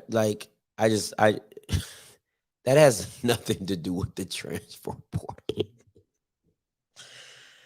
Oh my God. I don't like they really don't teach common sense in Jackson, Mississippi. You can't make me believe that. I'm so sorry. Like I know people gonna be like, oh my God, stop talking about it. They cannot teach common sense in Jackson, Mississippi. They can't. Because it doesn't make, like what you're saying does not make any common sense. It doesn't. You can't say, how can you say you won a transfer portal, right? When your offensive line was bad and you don't know what your offensive line, it's all speculation. Even my opinion is all speculation. You get what I'm saying? Like, so they're like, oh, we won it. Like, nobody definitely won anything. Like, I don't understand it. Make that make sense to me. What's up, Ryan? Hey, you know 247 do transfer ratings too, right? But how? Let me ask you this. How does that correlate to the field? That's all I'm gonna ask you. How does that correlate to the field? Said, listen, I'm gonna answer. You said make a tell me how Jackson State might have the best transfer class. I say ask 247. They have the transfer ratings. Ask them why they think it. Once again, like I say, how does that translate to the field? Listen to what I'm asking. Got it. Listen, I'm gonna tell you. You could have said the same thing last year about James Houston, Antoine Owens, Cornish Miller, John Huggins. All of them were transfers last year. So you could have had the same argument last year, and we seen what they did for Jackson State defense last year. You've seen afterwards. Ryan, you're talking about, and first of all, you didn't even win the Celebration Bowl, so that didn't even help you there. But my thing is this. You're talking about an after effect, right? So that's having 2020 vision to say, yeah, now you can look back last year and say, yeah, Jackson State won the transfer portal. But you can't say that definitively now. Let me ask you this, right? I'm not saying it definitively. I'm just saying you could have had the same question you asking now. You could have said last year. I don't know what these kids gonna do, but like I say, the same question you asking now, you could have asked last year, and we seen how that turned out. Once again, because you have the hindsight. What all I'm saying is it's all speculative, right? Even 247. I agree. So I agree. So to say anybody won it definitively, or to be like Jackson State won it, I'm like, that doesn't nobody can say that. I'm not saying that. I'm not saying that Jackson State won it definitively because you're right. I don't know. Like you said Southern won the transfer. You can't say that definitively because you don't know what they transferred. That's why I said because listen to what I said. I said the only reason I feel that they won it is because they filled holes. I said, but at the end of the day, nobody knows. That's all I said. I said nobody knows. Got it. I'm okay. Listen. I don't know. You asked the question. You said somebody from Jackson State explained how somebody can feel Jackson State subjectively could have won the transfer battle. I told you 247 has a transfer rating. They feel like Jackson State won it. Not to say they know for sure, because we don't know how these kids. Okay, that's fair. That's fair. Too. Okay. I mean, so you're going by. So you're going. So let me. So hold on. No, wait. So you're going by 247 ratings that Jackson State won the transfer portal. Yes. That's it. Okay. Cool. All right. We got an understanding there. And guess what? Okay. One more thing. You said Jackson State O-line was trash. They feel holes, and again, we don't know how those kids are going to turn out. We don't know, but they feel holes. Maybe they work, maybe they don't. Same thing Southern did. I'm gonna give it right back to you. Didn't you cut your whole offensive line last year and added a lot of transfer last year to your O-line? They did. How did that work out? It did. Okay. So I just want to, as long as we keep in perspective, that's all I'm asking. As long as we keep in perspective. That's it. Okay. Like I say, I would just, you said somebody from Jackson, call in and make an argument. That's one thing I'm doing is making an argument for that. That's fair. So you're right. 247. So you're going 247 ratings and what they rated y'all. Okay, that's fair. Yeah, that's fair. No, that's fair. I can give you that. That's fair. I'll give you that. That's one thing I was calling for. I just had to stand up some boy for 1 minute. That's it. All right. All right, Ryan. Appreciate the call, man. Real talk. You know, All right, man. So he's going off 247. That's respect. All right, 247. Okay, you want to go back 247? That's cool. I can respect that. All right, too easy. We ain't going. It is what it is. So yeah, if not JSU, then who won the portal? I asked you as class. I said who? I said explain that to me. I already gave you my opinion. So I don't know why you put. Now you might go off of something else. You know what I'm saying? Like, but once again, it's all speculation. I feel Southern won because I feel like they had the less holes to fill, and they filled them through the portal. He says Jackson State because of 247 ratings. Somebody else could say, you know, whatever meets your fancy of why of the argument that you can come up with of why your team won the transfer portal. The thing about the transfer portal is this, is that you never know what you have until it hits the field. So now, you know what I'm saying? Let's say this. I'm gonna give you a scenario. I hate hypotheticals, but let me give you a scenario. A scenario can happen like this, right? Let's say FAMU wins it all, right? But some of the players off of Valley or some of the players off of Alabama A&M, they stand out, right? So let's say the three players that, you know, they brought in the transfer portal, they all SWAC. You see what I'm saying? So your team could win, but the transfer portal could be like a team could win the transfer portal, right? So you could be like, man, we brought in 5 kids, 6 of those kids, 3 of them went all SWAC, 2 of them went second team all SWAC. You get what I'm saying? So technically you won the transfer portal, but you didn't win the title. So just because you win the SWAC championship does not mean you won the transfer portal. All right? It's what those players have produced. Okay, because you're still bringing in kids that are high school guys. Doesn't mean you won the transfer portal. Now, if all your team is transfer guys, then that makes sense. Yeah, you win the transfer portal. If your whole team is transfers and you go out and win a championship, then you won the transfer portal. It's just that simple. You know what I'm saying? So it is that simple. So, but if you didn't do that and you don't win all the way there, you know what I'm saying? It is what it is. Like, so exactly. Because the only way, and I'll say this, the only way that Demetrius Davis makes that much of an impact is either one or two things. He makes them in contention for the SWAC East, or they get to the SWAC championship. If he don't do those two things, they didn't win the transfer portal to me. They have to be like one game out of like coming down to the end. You know, if they lose or if they win, they're in the SWAC championship, you know, that type of stuff. You know what I'm saying? If it's not like that, then no, you didn't win it. Because listen, there is no prizes for second place. You know what I'm saying? So you either got to be to win the whole thing. Oh, I feel like I'm contradicting myself. Yeah, because it's only one player. Yeah, so kind of, yeah. So it's only one player to make that big of an impact. I would be like, you know what I'm saying? But if he does get to make contention for championship, I think for one player to win let me specify. For one player to make you win the transfer portal, damn, yep. You know what? I'm kind of contradicting myself because I would have gave Jackson State the transfer portal with just James Houston. I would have gave with just James Houston, I would have said you won the transfer portal.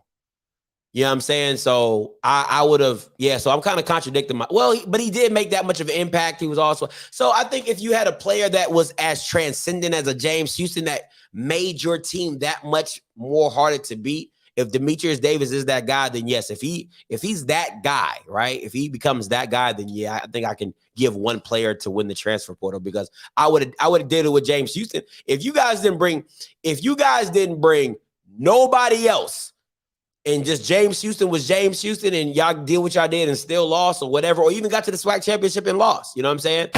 I would have gave it to Jackson State for winning the transfer portal easily. So if Demetrius Davis can do something like that, then yes, I'll give one player to say that a team won the transfer portal. So I hope that cleared up the argument for me.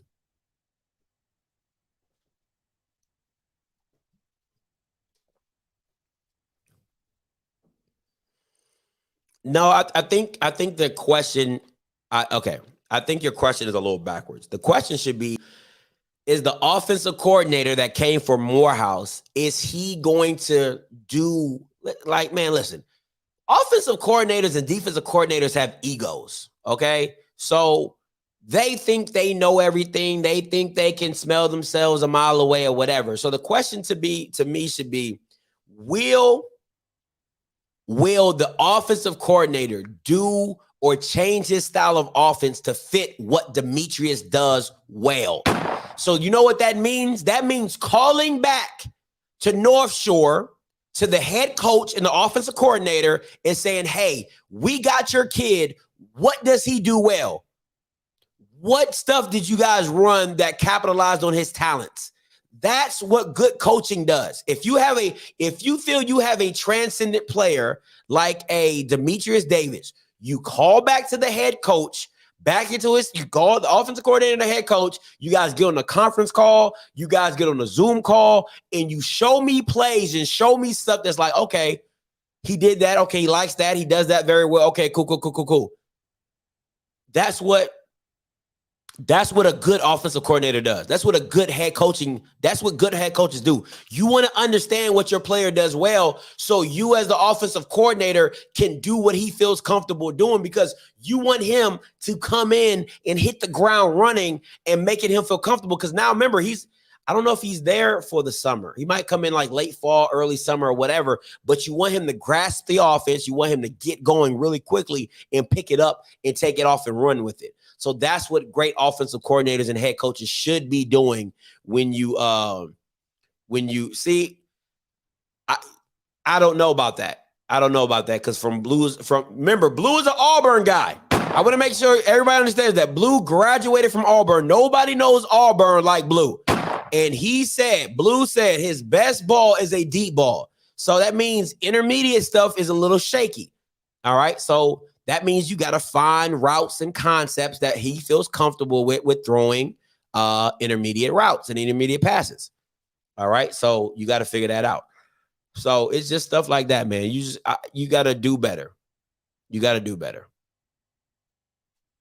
You got to do whatever it takes to make your guy feel comfortable. If that's the guy you're rolling with, you know what I'm saying? You just got to make him feel comfortable behind the pocket and stuff like that.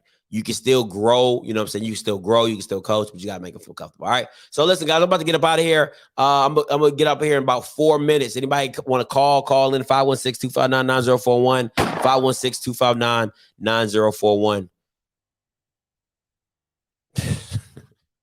Anybody want to call? What's up, Coach Green? 516-259-9041. All right, hold up. Let me give me this line.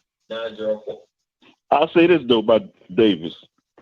There's a possibility he could improve. He could have, during this summer, since he's been away from Auburn, he could have improved his intermediate throws. Because he probably came in, wasn't a great intermediate thrower, but he worked on it and probably improved it. But he's gonna have to show us that he did. Because quarterbacks improve certain aspects of the game if they work on it. Coach Green, you coach basketball. Yeah. Right. Let me help you. I coach basketball. Yep. If a kid is practicing going left, right? He's like, yo, coach, I want to get better at going left. Right. He practice, he practice, and he gets in the game and he doesn't go left. Why? Because he didn't work on it. No, because he didn't feel comfortable. He doesn't feel comfortable enough to do it.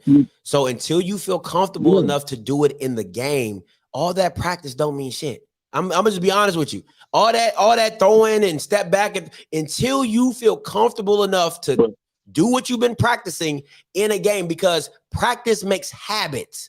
Right. So you're trying to break bad habits. So when I used to teach my kids, I'm like, listen, they're like, coach, I'm not a good shooter. I'm like, well, if you don't shoot in the game, how will you ever know you got better? You know what I'm saying? Like that don't make sense. If you don't never shoot in the game. Go ahead. But hold up. Check this out. Because I can tell you about this kid that I work with. This kid here, he's from Philadelphia. We called him KG. Hell of a point guard. Could throw all the passes you want out of Philadelphia. throw all the passes you want. Got floaters, got all kind of floaters from the free throw line on down, but couldn't shoot a lick. Me and him got in the gym all summer, worked on it. And I ain't work on ball handling. We ain't worried about ball handling because boy had that. We ain't worried about nothing that he already was great at.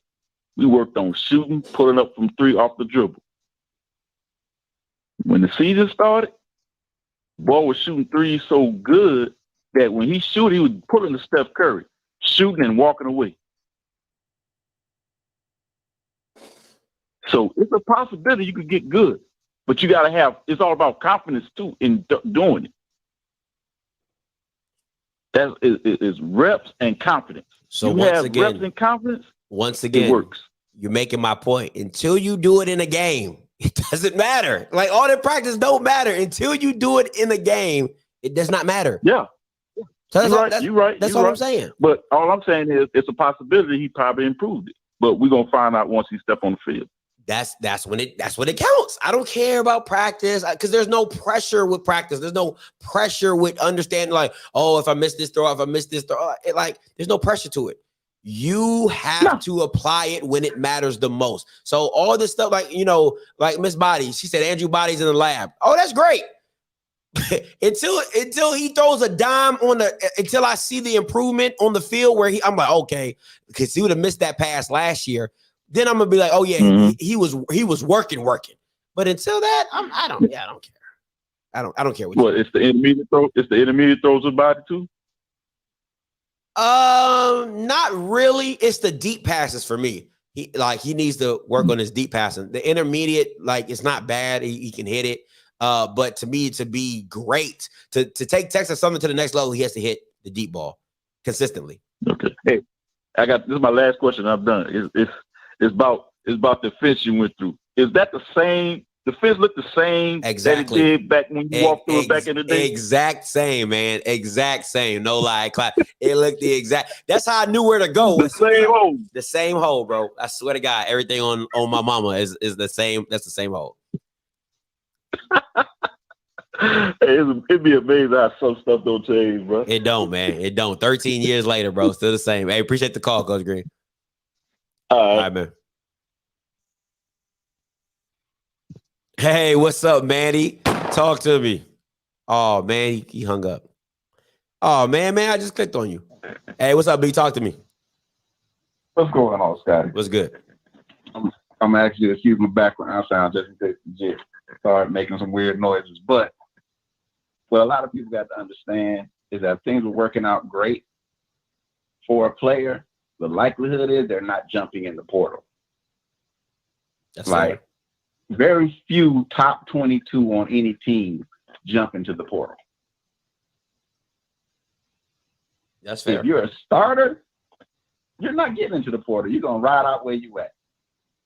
If you're either having a problem with the coach, having a problem with the scheme, you and the scheme fit of that team, whether it's offense or defense, or you can look at the player that they're recruiting and the players that are ahead of you and say, I'm probably not going to see the field much. You're going to jump in that portal. Absolutely. So for the picking up players from the portal, as you said 1,000 times to people, you don't know what you're getting, because if everything was gravy where it was at, they wouldn't be in the portal. That's fair. You're right. It's like, I don't like my situation here. I think I can play, especially if it's Power 5 coming down to FCS. You're like, I can't play here, but I know I'm good enough to play. You get what I'm saying? So it's like, is that type of mindset. So, it's all a wait and see. Absolutely. It's all a wait and see. But, it's all good. No problem. Hey, appreciate the call, Bobby. Yeah, man. Be easy. No problem. I saw a couple guys trying to call in. If you guys try to call in, see the Grambling one, I can't give it to you. I can't. You had too many holes. I mean, Yeah, you had too many holes. Yeah, I just can't give it to Graham. It was just too many holes. Hey, what's up, man? He talked to me. Long time no hear from. Hey, what's up? Hey, man, listen. Hey, man, don't do me like that. Listen, you know, I was on YouTube jail for a second. I still can't join or add the membership on none of my people's channels, man. Dang. You know what I'm saying? Yeah, man. So that when somebody reports you for cyberbullying, it's real. It's real. Isn't it? But that ain't going to stop me from joking all you SWAC people. Oh, man. Yeah, but hey, listen, It's buddy, not you stop. got reported on. You got reported on. Yeah, man, look, I got reported on, told on by I think 4 or 5 different people. You know what I'm saying? But it was crazy, man. And all of a sudden they kicked my memberships off and sent me a nice little email. And yeah, man, I was in jail for a minute, man. I just got back for a couple weeks, man, but I've been so busy. I just been catching your shows on the back end, you know. I'm trying to catch up. I'm still trying to catch up. I catch this stream late. I don't get no more notifications. Dang, boy. Hey, YouTube don't be playing with you. Hey, man, look, I'm on parole right now, so I guess I gotta wait and I gotta get acclimated back to the YouTube society before I can come back out and be a productive citizen. Be a productive citizen. That's funny. Yeah, man, it's not gonna happen. I'm gonna be a reoffender. What is it? Repeat what they offender. call me? Repeat offender. Are you gonna be a repeat offender? Yeah, repeat offender, man. I'm gonna go back down, man. As long as these JSU people just try to stay cool, I'll be all right. All right, man. I think. Man, it's good to hear from you, though, man. Real talk, man. Hey, man, same, man. I'm gonna try to be, while I'm working and everything, try to click on and see if you on. But like I said, I don't get no more notifications for nothing. I can't join, so whenever they left me off parole, I'll be back. Hey, hit me up on that. Hit me up on that text number at the top because I send out in that group chat. It's like a group chat message for anybody who signs up. It's real easy. I don't get your number. I mean, I already got your number, but you know what I'm saying. Just I put it in a group chat when I'm about to go live, so people know when to come on. So if you want to join that could be your notification. So yeah. So the number at the top. Yeah, thank you, man. You know what I'm saying? Help me, you know what I'm saying? Because they trying to keep a brother down. You know what I'm saying? They can't keep the DMV down. They can't stop us. DMV, you're good with me. You already know what it is, man. You stupid, boy. Hey, appreciate the call, Manny. All right, man. And that's for anybody. If you're not getting notifications, you can text me on this number. It's a group chat. You listen. Anybody who's in this text thread know I be texting back. So don't trust me. If you ask me a question in there, I'll answer it. Trust me. The guy from Toledo, Ohio, I was just about to click on you, bro. I would just call back in from Toledo, Ohio, Toledo. Call in and I'll answer your call. But yeah, so that boy said I'm gonna be a repeat offender. That boy's stupid. That boy. Hey, Manny, listen, man. You can just wait till football season. That's when it's gonna be hot. So if you want to call in during football season, you already know you ain't gotta. Scotty, you gotta be more consistent with the notifications. I try, man. I try. I don't want to. What I don't want to do is I don't want to spam people consistently because I do go. You should get Cameron Willow back on. I just saw he committed. Cameron Willow. I don't know who that is. I try not to spam people in that text messaging. You know what I'm saying? Because people don't want to be just spamming. I go live a lot. You know what I'm saying? So I try not to spam people. I just try to. So people will be a part of it and people want to ask me questions and stuff like that. So Cameron Willis, I don't know who that is, but okay. But yeah, so if anybody wants to text me on here, you can text me. It's a group chat. Listen, it's private. It's the app does not give me your phone number, so I can't call you. It's just strictly text. So if you text me and stuff like that, I'm like, all right, cool, blah blah blah blah blah. So Roland has millions of notifications. Yeah, I'm not that guy. I try to be nice to people. People don't want to keep looking at their phone because then you're gonna be like this. You're gonna be like this ninja, this Bama. He just keep texting. You're gonna get annoyed. And I don't because I'm not good when it comes to group messages. I ain't gonna lie to you because with my friends, they be going back and forth. I'm like, I ain't got time for all that, man. I'm gonna say my little 2 cents and I'm gonna get up out of here. Well, Mr. Toledo, Ohio, if you call back in, I was gonna answer, but you're waiting a little long. So, hey, so make sure you guys, anybody that want to text me offline, or if you have like any ideas for the show, or you're like, hey, Scotty, you should do this, or I have an idea for a show, you can always text me on this number right here, 214-396-0268. 214-396-0268. If you got any ideas, if you got any, you know, hey, Scotty, like, I hit it up, Simp Pettified. Boy, I respect y'all, man. Y'all be riding with me. I appreciate it. I'm going to say this before I go. I'm going to say a story time before I get up out of here, right? So 214-396-0268. If you want to text me, do anything like that, you know, ask me questions offline and stuff like that, we can talk. Like I said, I'm super accessible. So,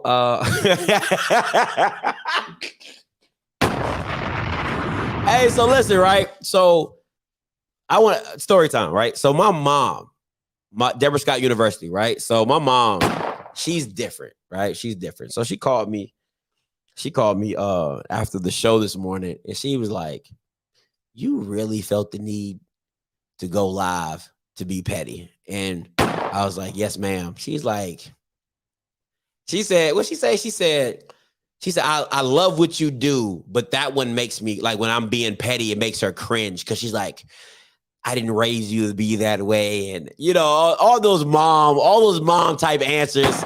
I didn't raise you to be that way. I didn't raise you to do that, this, that, and the third. You know, it's just, I'll be telling my mom, I'm like, listen, Mom, it's not for everybody. You know what I'm saying? You know, I'm petty. I'm petty. I'm petty. I'm petty. I'm petty. I'm petty. I'm petty. I'm petty. Come on, Dr. Izzy. It got to be in you, not on you. It got to be in you, not on you. Okay, that's petty. That's for real, right? So, you know, for my mom, so she can't stand it. She cannot stand it. She texted me when I was on the live show. She's like, you're doing too much. And I'm like, that's the point, Mom. I do too much. Like, so I just want to let people know, like, I do get chastised by my mom pretty often about being petty, but it ain't gonna stop nothing over here. Because I told my mom, some people love it, some people don't love it. But at the end of the day, you know, you can. If I make you feel some type of way. I love that button. Oh, man. So my mom is real, you know, prior service and everything like that, integrity, honor, and all that. So it really gets to her, because she just says, like, I didn't raise you that way. And I'm like, you didn't, but the DMV did. Okay, that's how we get down to DMV. We petty like that. All right. Yo, you on fire today as we awaken. You rolling today. You rolling today. All right. You are definitely rolling today, Tomon. That's why we watch you. We're here for the come on, Miss Syke. Shout out to you, man. Come on, man. You know what I'm saying? Gotta, you know, I appreciate you guys for accepting my pettiness. You know what I'm saying? And accepting me acting my shoe size, not my age. I appreciate that. You don't understand. Like, you know what I'm saying?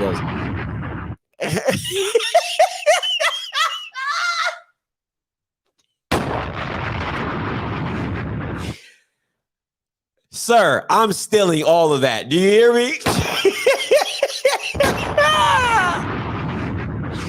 I am stealing all of that. Do you hear me? As we awaken, you on fire today, boy.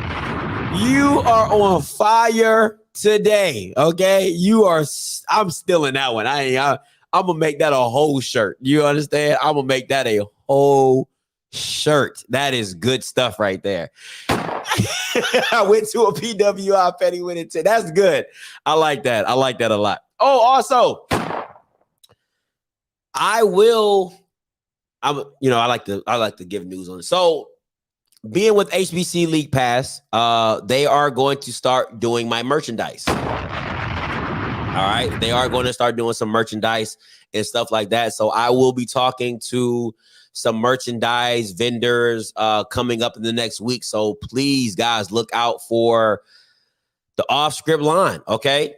Look out for the OffScript line. You know, we're going to try to have petty. We're going to try to have all the slogans, all the sayings, you know what I'm saying? We're trying to do it. We're going to try to do it really nice and really big. You know me, it's gonna be hoodie central because I love me some hoodies. So you already know what it is. So absolutely. So make sure you guys look out. OffScript merch will be coming soon. Okay. I wanted to do it right. I wanted to have great designs. I wanted to, you know, I'm a very, very creative person. So the logo you see in the background, I came up with that. Hey, listen, as long as you pay for it, I don't care what you use it for. You thought that was going to get to me, but it won't. You thought I was going to be. Why the fuck you? Oh, ooh, wrong button. You thought it was going to be emotional, but I don't care. I don't care. You can use to wipe your feet off with it. Ooh. Damn, as we awaken, you good, bro. I need to get you on the team. I need one of those car flags. I need to get you on the team as we awaken. Real talk. Hey, text me on this number as we awaken. Real talk. Or a small flag and say petty on it, petty time. Then yeah, sure I bought. Thank you, Reese. Thank you so much. So yeah, I don't care what he uses it for. He can use it to wipe his feet. I don't care what y'all use it for. Y'all can use it to play darts on it. You know what I'm saying? So I don't care as long as you bought it. I don't give a damn what you do with it. You know what I'm saying? So that's just me. Ooh, petty socks. Yeah, I might be petty headed. You know what? I'm thinking I should have petty head to toe, petty hat, petty shirt. Listen, I gotta give Miss Body. Miss Body, you still in here? I got to shout out to Miss Body.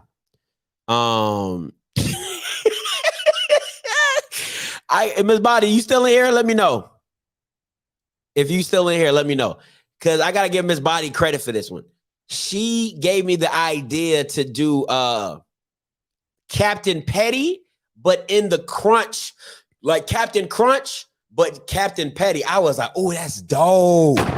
She gave me that idea. So I think I'm going to do like a shirt cereal line, you know, like Pettios and Captain Petty, you know what I'm saying? So stuff like that, man. So we're going to try to be super creative out here, try to give you guys some stuff. And, you know, definitely, if you're a member, definitely I'm going to try to hook you guys up. Any members, you know, I'm trying to give you discounts, whatever I can do to appreciate you guys for being members, you know. I definitely want to make that happen. You know what I'm saying? So if you're a member, I definitely want to give you some discounts and things like that and start having some stuff. Also, be on the lookout for members awards. We're still doing that. Me and my lovely lady, we're still going to give out membership awards, you know, Booster of the Year, stuff like that, those type of awards. We're going to have those awards coming. And then also, what else we got coming down the pipeline? Also, we're moving. So we'll be going to Atlanta. So the first week of May, you might not see me do a lot of videos because we will be moving and packing, going to Atlanta. So appreciate that. You know, anybody want to give to that move, that's great. You know, whatever, you know, I always, anything that touches your heart or blesses us, we appreciate it so much, man. We really just appreciate the community and the support that we get from you guys. And I appreciate it. You know, all jokes aside, I really do appreciate it. Coach Green, listen, I love that you call in every time. I really do, man. Listen, when my call lines be hot, when my call lines be dry, I know you good for a call. So I always appreciate it. So don't think I don't. All right. Don't think I don't. And listen, I want to say this. I'm going to make this announcement now because I'm putting it in the atmosphere. Okay, I'm gonna make this announcement now, but I'm putting this in the atmosphere, and I want you guys' opinions really quickly. All right. So, of course, I'm gonna give you a little story time. Me and Akila are not married. All right. So a lot of you guys call her my wife and everything like that. We're not married. Okay. So she's not my wife, but you know, I'm gonna lock her down. Okay. I'm gonna tell you that right. I'm gonna lock her down. So after I propose, our plan is to get married at an actual HBCU. Okay, I'm gonna say that again. Our plan is to get married at an HBCU. We're going to do the same thing we did for Booster of the Year. Okay, so we're gonna do the same thing we did for Booster of the Year. So we're gonna live stream it. This is the plan. It's not in full effect this is the plan. Okay. So the plan is that we're going to try to live stream it like an all-day coverage thing of us getting married and stuff like that. It's still in the works. It's still in the works. But no. Yeah, no. That ain't gonna. If you think that's gonna stop me, yeah, no. Okay, so if they don't want me there, they don't have to have me there. Miss me with that, boy. You need to stop talking. Shut your dumb ass up. Anyway, so yeah, so it's whatever. So we're thinking about doing that. So that's just something to put out there. So yeah, so possibility. We just throwing that out there. We're gonna try to have fun with it, and we want to. The whole thing about it, and it was actually Akila's idea, was that we want to, our top two. Her top two choices, because it is her top two choices is Grambling and FAMU. That's her top two choices right now. So Graham and FAMU are her top two choices that she wants to do it at. Ooh, they do have a new arena. They do have a new arena. That's a good one. That's a good one, Reese. They do have a new arena. So we might have to put that in the top three. Real talk. So it's Grambling, FAM, and might be A&M with that new arena. That's dope. So, but that's just some ideas, man, we've been kicking around. She really likes Grambling. I'm not going to lie to you. She really loves Grambling's campus. She really, really, really loves Grambling's campus. She really did. So, you know what I'm saying? So that we might have to check out PV.